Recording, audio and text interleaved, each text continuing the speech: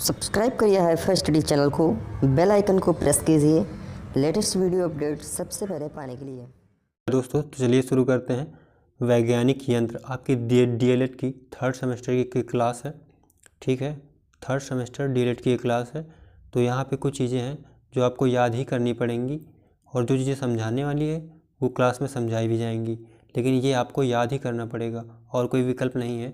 तो ये one liner question है और उनके आंसर हैं एक लाइन वाले हैं, तो इनको आप याद कर डालिएगा ध्यान से क्योंकि ये इम्पॉर्टेंट है। ठीक है, हमेशा हर जगह पूछे जाते हैं, इनमें से भी हो सकता है एक दो क्वेश्चन आपके आ जाएं। तो देखते हैं वैज्ञानिक यंत्र। ठीक है, विभिन्न प्रकार के वैज्ञानिक यंत्रों के नाम तथा इनके कार्य। तो इनके नाम और कार्य दोनों लिखे गए हैं आमने सामने से। ठीक है, तो इनको आपको याद करना है। तो शुरू करते हैं। विभिन्न प्रकार के वैज्ञानिक यंत्र तथा इनके कार्य। ठीक है, तो क्वेश्चन नंबर 1 आपका कह रहा है अल्टीमीटर। ये एक यंत्र का नाम है और उसके सामने जो दी गई है ऊंचाई मापन करने हेतु।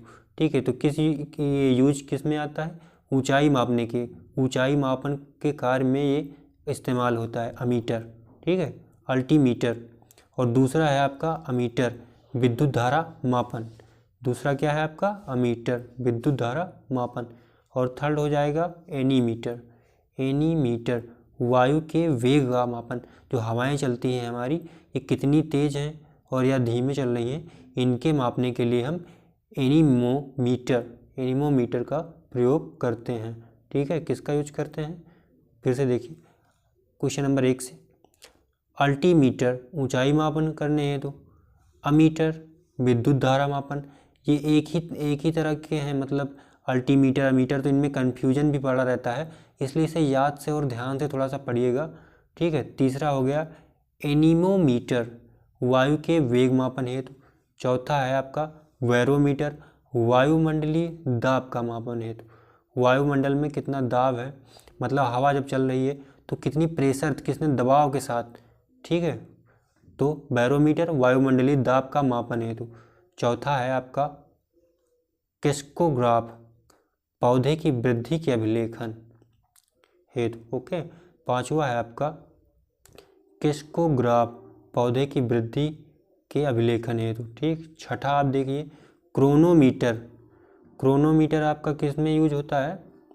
आकाशीय पथ जानने हेतु जहाज में लगाई जाने वाली घड़ी, जो आपके एरोप्लेन चलते हैं। ठीक है, क्रोनोमीटर आकाशीय पथ जानने हेतु जहाज में लगाई जाने वाली घड़ी। सातवां कार्डियोग्राम, हृदय की गति का मापन हेतु। कार्डियोग्राम हृदय की गति का मापन हेतु।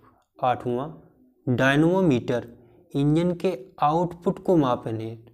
इंजन के आउटपुट को मापने हेतु डायनमोमीटर का प्रयोग किया जाता है। अब नाइन्थ इपीडियास्कोप। ठीक है, फिल्मों का पर्दे पर प्रक्षेपण हेतु, जो आप मूवीज़ देखते हैं इनमें इसका इस्तेमाल किया जाता है, इपीडियास्कोप। ओके, आगे फायदोमीटर सागर की गहराई मापने हेतु, कि सागर जो है आपका उसकी गहराई को मापने के लिए कितना गहरा पानी है।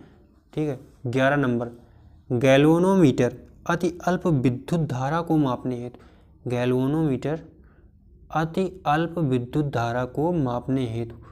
12वां नंबर ओडोमीटर, वाहन के पहिए द्वारा तय की गई दूरी को मापने हेतु। ओडोमीटर आपके घर में बाइक होगी, कार होगी, उसमें जो लगा रहता है मीटर, वो दूरी मापता नहीं है कि कितने मीटर अभी गाड़ी चल चुकी है, कितने किलोमीटर तक हम चल के आए हैं, उस पर दिखता रहता है। तो ये वही चीज़ है ओडोमीटर, वाहन के पहियों द्वारा तय की गई दूरी। ओके, 13 नंबर पेरिस्कोप मीटर, प्रकाश की तीव्रता को मापने हेतु।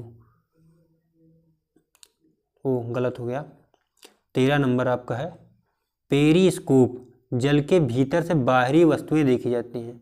ठीक है, जल के अंदर आप जाएंगे जब ये यंत्र लेके, जिसका नाम है पेरिस्कोप।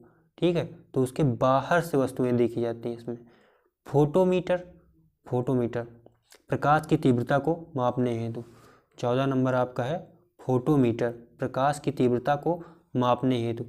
15 आपका है पायरोमीटर, अत्यंत उच्च ताप के मापन हेतु, मतलब बहुत ज़्यादा जहाँ पे वो होगी गर्मी, जो अत्यंत उच्च ताप होगा उसके मापने के लिए पायरोमीटर का उपयोग करते हैं।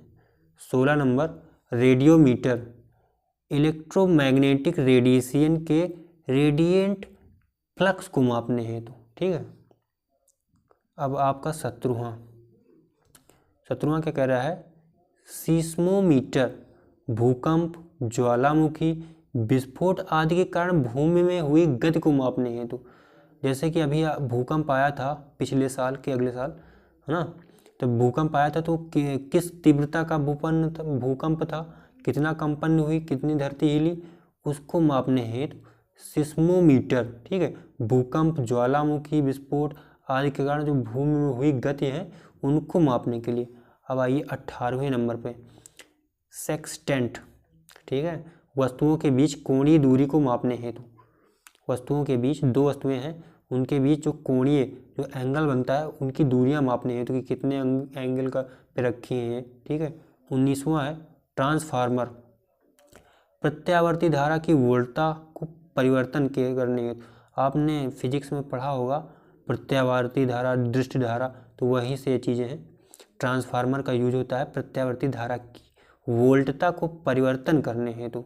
आगे टेलीप्रिंटर, 20 नंबर आपका टेलीप्रिंटर, टेलीग्राफ द्वारा भेजी जाने वाली सूचनाओं को स्वतः छापने वाला यंत्र। जो टेलीग्राम है आपका, इसके द्वारा जो सूचनाएं भेजी जाती हैं को स्वतः छापने वाला यंत्र। ठीक है, 21 टेलीग्राफ द्वारा भेजी जाने वाली सूचनाओं को स्वतः। टैकोमीटर, अब आता है आपका टैकोमीटर। देखिए दोनों टेलीप्रिंटर, टैकोमीटर और टेलीस्कोप, इस सब में एकदम सिमिलरिटी है, एक जैसे दिखते हैं, इसलिए इसको याद करने में थोड़ी सावधानी बरतिएगा आप लोग।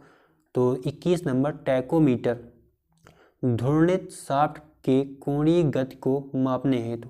ठीक, 22वां टेलीस्कोप, दूरस्थ वस्तुओं को देखने में सहायक यंत्र। जो दूर वस्तुएं होती हैं बहुत दूर, उनके लिए आप किसका प्रयोग करते हैं, टेलीस्कोप। ठीक है, जैसे चांद, तारे, इन सब के लिए आप किसका भी उपयोग करेंगे, तो टेलीस्कोप। ओके, 23 नंबर ग्रेविमीटर, एक स्थान से दूसरे स्थान पर गुरुत्वाकर्षण बल में अंतर को मापने के लिए एक उपकरण। ग्रेविमीटर, एक स्थान से दूसरे स्थान पर गुरुत्वाकर्षण बल में अंतर को मापने के लिए एक उपकरण। देखिए ध्यान दीजिएगा, जो हमारी पृथ्वी है इसमें गुरुत्वाकर्षण बल लगता है जिससे ये सभी वस्तुओं को अपनी ओर खींचती है। तो इस पृथ्वी पर हर जगह गुरुत्वाकर्षण एक ही तरह नहीं होता है, मतलब कहीं कम होता है, कहीं भी ज़्यादा होता है, कहीं बहुत ज़्यादा होता है। ठीक है, तो वही चीज़ है, इसको मापने के लिए हम ग्रेविमीटर, तो ग्रेविमीटर का यूज किस में करते हैं, एक स्थान से दूसरे स्थान पर गुरुत्वाकर्षण बल में अंतर को मापने के लिए एक उपकरण का प्रयोग करते हैं, इसको कहते हैं ग्रेविमीटर। तो आइए 24 पे, 24 में लिखा है ग्रामोफोन, ध्वनि रिकॉर्ड करने तथा उस ध्वनि को पुनः सुनाने वाला यंत्र। ठीक है, इसको क्या कहेंगे, ग्रामोफोन। अब आइए आगे देखते हैं आप 25। देखिए ये वन लाइनर क्वेश्चन है।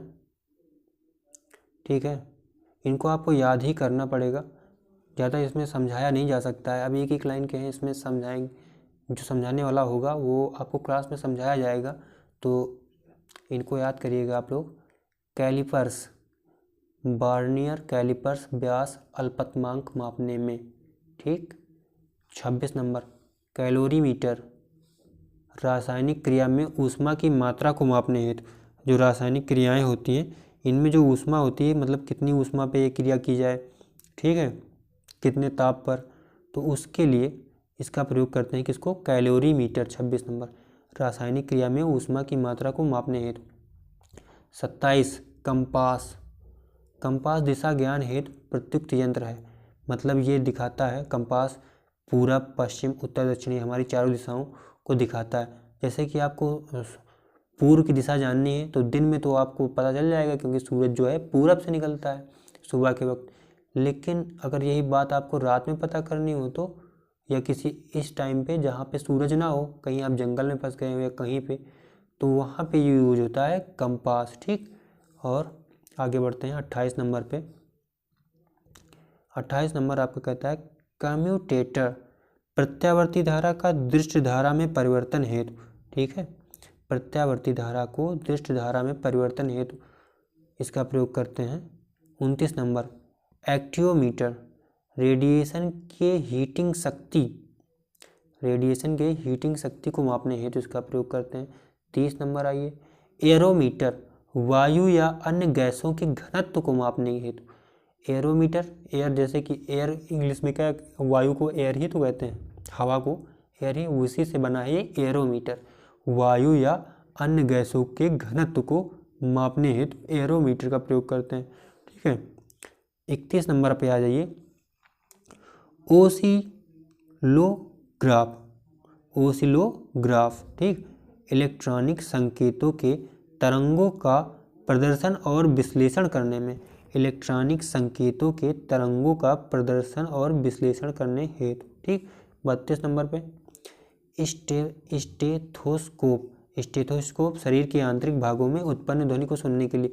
ये स्टेथोस्कोप क्या होता है, वो जो डॉक्टर लिए रहते हैं, जो कान में लगा के दिल की धड़कन सुनते हैं, वही चीज़ है ये स्टेथोस्कोप। ओके, शरीर के आंतरिक भागों की उत्पन्न ध्वनि को सुनने हेतु। अब आइए आगे, डेनियल सेल विद्युत परिपथ में विद्युत ऊर्जा को प्रवाहित करने हेतु। डेनियल सेल जो होता है इसका यूज किस में होता है, विद्युत परिपथ में विद्युत ऊर्जा को प्रवाहित करने हेतु। 34 नंबर डिक्टाफोन, बातचीत रिकॉर्ड करके पुनः सुनाने वाला यंत्र। ठीक है, डिक्टाफोन बातचीत रिकॉर्ड करके पुनः सुनाने वाला यंत्र क्या कहते हैं, डिक्टाफोन। 35 नंबर थर्मामीटर, ये डिक्टामीटर वही समझ लीजिए रिकॉर्डर की टाइप में होता है, ये टेप रिकॉर्डर होता है, वही बातचीत रिकॉर्ड करके पुनः सुनाने वाला यंत्र। थर्मामीटर ताप मापने हेतु, जब आपको बुखार होता है तो वो जो मुंह में डालते नहीं कांच की, थर्मामीटर वही चीज़ है, थर्मामीटर ताप मापने हेतु। हिप्सोमीटर ऊंचाई मापने हेतु। 37 नंबर पे आइए, हाइड्रोमीटर द्रव के घनत्व को मापने हेतु। हाइड्रोमीटर का यूज किसमें होता है, द्रव जो होता है कि घनत्व को, घनत्व मतलब कोई द्रव है जल का और उसमें चीनी घोल दी गई, ठीक है, तो कितना गाढ़ा है या कैसे है, वही चीज़ घनत्व, मतलब उसके अणु कितने पास पास हैं या दूर दूर, उसको मापने के लिए हाइड्रोमीटर। अब आइए हाइड्रोफोन, 38 नंबर, एक माइक्रोफोन जो पानी के नीचे ध्वनि तरंगों का पता लगाता है। एक माइक्रोफोन मतलब छोटा सा फोन होगा, छोटा माइक्रो मतलब माइक्रो का अर्थ ही होता है छोटा, ठीक है, फोन की टाइप का होगा यंत्र जो होगा, जो पानी के नीचे ध्वनि तरंगों का पता लगाता है। ठीक, आगे 39 में आइए, वोल्ट मीटर आपने फिजिक्स में बहुत पढ़ा होगा शुरुआती क्लास में, ठीक है, विद्युत परिपथ में विभवांतर मापने हेतु। अब 40 नंबर, रेन गेज गिरने वाली बारिश की मात्रा एकत्रित करने और मापने के लिए एक उपकरण। रेन गेज मतलब जो बरसात का पानी होता है ना, इसको मापते हैं कि कितनी बारिश हुई, उसके मानक के लिए इसका 40 नंबर पे रेन गेज। ठीक है, 41 रेडिएटर ऊष्मा एक्सचेंजर। रेडिएटर का यूज किस में होता है, ऊष्मा एक्सचेंजर, ये एक प्रकार का ऊष्मा एक्सचेंजर मतलब ऊष्मा को एक रूप से दूसरी रूप में परिवर्तित करना। ठीक है, रेडिएटर का काम होता है। 42 नंबर रेफ्रिजरेटर यही जो घरों में आपके फ्रिज है जिसमें पानी ठंडा करते हैं, फ्रिज वही चीज़ है रेफ्रिजरेटर। विशेषता खाद्य पदार्थों को ठंडा रखने हेतु, ठीक, वो दिया भी है। 43 नंबर माइक्रोमीटर अति लघु दूरी नापने हेतु, ठीक है, अति लघु दूरी नापने हेतु। 44 मेगाफोन ध्वनि को दूरस्थ स्थानों पर ले जाने हेतु। मेगाफोन का यूज किसमें होता है, ध्वनि को दूरस्थ स्थानों पर ले जाने हेतु।